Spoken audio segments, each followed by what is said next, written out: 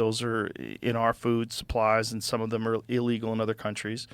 It's not good, and it seems like the way he was describing it is like the FDA is just completely overwhelmed, and they and then there's companies are just pushing this stuff through, and it's kind of like the way we described it yesterday. It's like a hoarder's house.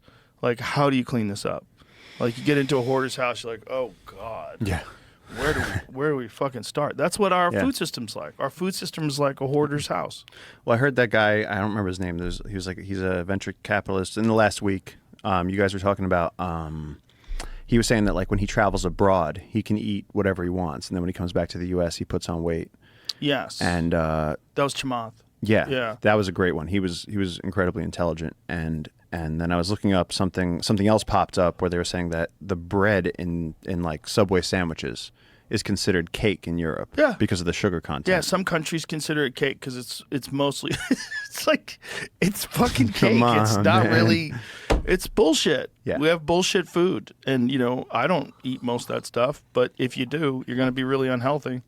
And most people aren't educated. It took me a long time to understand this stuff, and mostly, I tried to eat healthy before that, but mostly through the podcast and talking to people, getting an understanding of how bad the stuff really is for you, and then experimenting with diet and watching how much better my body felt, and seeing my friends who don't do it, and they just look like hell. And you're mostly carnivore now? Yeah. Yeah. Mostly fruits and mostly meat and fruits. Yeah. I hardly eat any vegetables at all, but I don't avoid them. Yeah. Like if I go out to dinner and I want to have a Caesar salad or something, I'll eat it. It doesn't seem to bother me.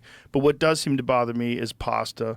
Pasta and breads really hit home. They really wreck me. But not in Europe.